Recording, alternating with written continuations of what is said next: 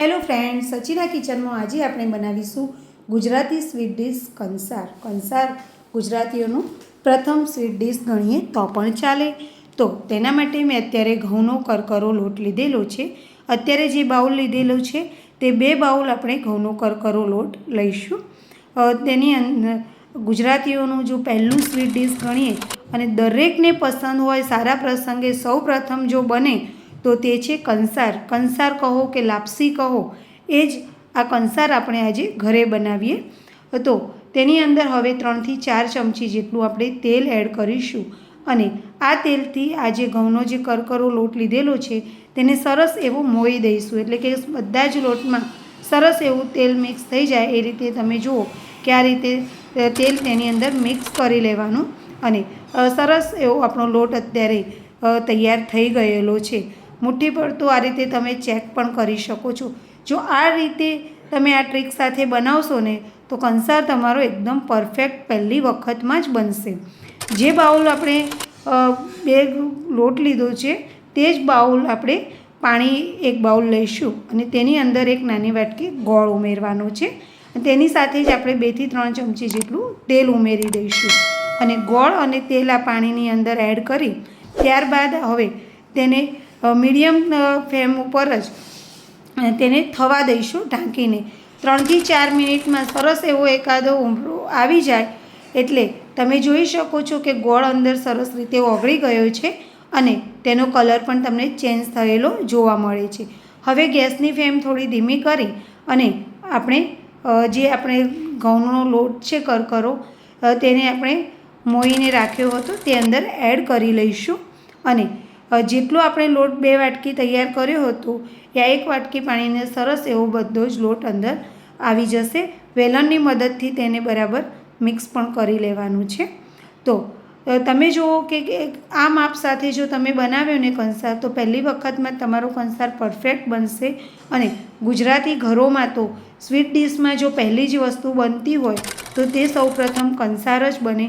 સારા પ્રસંગોમાં સૌપ્રથમ જેમ આપણે કહીએ કે લાપસીનું આધણ મૂકવું પડે તેમ આ જ લાપસી એટલે આપણો એ જ કંસાર. તો તમે જુઓ કે હવે સરસ રીતે તે મિક્સ થઈ ગયેલો છે. પાણી પણ બિલકુલ રહ્યું નથી અને આપણે વેલણની મદદથી તેને બરાબર મિક્સ કરી લઈશું. ગેસની ફ્લેમ એકદમ ધીમી જ રાખીશું અને આ રીતે સરસ મિક્સ થઈ જાય ત્યારે તમે જુઓ કે એકદમ થોડી વારમાં તો તે સીજી અને સરસ થઈ જશે. એટલે એકદમ છૂટો એવો સરસ કંસાર આપણો તૈયાર થઈ જશે. કહેવાય છે ને કે જીવન સંસારની જો શરૂઆત થાય તો એ કંસારથી જ થાય. તો એવો જ કંસાર ઘણો મસ્ત મજેદાર કંસાર આજે આપણે બનાવીએ. તમે જોઈ શકો છો કે ખૂબ જ સરસ રીતે ચડીને તૈયાર થઈ ગયું છે. તેને 2 થી 3 મિનિટ ઢાંકી અને સીજવા દઈશું અને ત્યારબાદ આપણે તેને બરાબર મિક્સ કરી અને ચેક કરી લઈશું. સચિના કિચનમાં આવી રહેલા વિડીયો તમને કેવા લાગે છે તે કોમેન્ટ કરીને મને જરૂરથી જણાવો.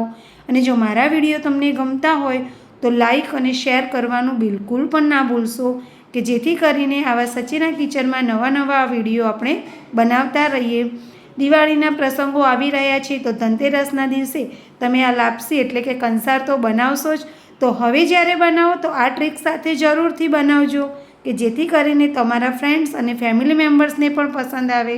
તમે જુઓ કે સરસ એવો એકદમ છૂટો એવો આપણો કંસાર બનીને તૈયાર થઈ ગયો છે. જેનો કંસાર બગડ્યો તેનો સંસાર બગડ્યો એમ પણ મજાકમાં બધા કહે. તો તમે જુઓ કે સરસ એવો આપણો કંસાર તૈયાર થઈ ગયેલો છે. તેને અંદર આપણે ઘરનું જ એવું શુદ્ધ ઘી લઈશું અને 2 ચમચી જેવું અંદર ઘી અંદર એડ કરી લઈશું કે જેથી કરીને એનો ટેસ્ટ ખૂબ જ સરસ આવે અને ઘીથી લથપથ એવો કંસાર હોય તો ખાવાની પણ મજા આવે. તો ગુજરાતીઓને તો આવો કંસાર સૌ પ્રથમ જ પીરસવામાં આવે કે દરેકની ડીશમાં સૌ પ્રથમ તો કંસાર જ હોય. તો એની સાથે જ હવે આપણે તેની ઉપર દળેલી ખાંડ એડ કરીશું. તમે અત્યાર સુધી જો સચિના કિચન નામની મારી યુટ્યુબ ઉપર જે ચેનલ છે તેને સબસ્ક્રાઈબ ન કરી હોય તો જરૂરથી સબસ્ક્રાઈબ કરી લેજો કે જેથી કરીને આવા નવા વિડીયો આપણે જોતા રહીએ. ધનતેરસ માટે સ્પેશિયલ એવો અત્યારે કંસાર તૈયાર છે. દિવાળીની શરૂઆત હવે થઈ રહી છે તો આવા જ નવા વિડીયો આપણે બનાવતા રહીશું. સચિના કિચન સાથે જોડાયેલા રહો અને અત્યાર સુધી જો તમારા ફ્રેન્ડ્સ કે ફેમિલી મેમ્બરે સબસ્ક્રાઈબ ન કર્યો હોય તો જરૂરથી સબસ્ક્રાઈબ કરી લેજો. નવા વિડીયોમાં મળીશું. Bye bye friend.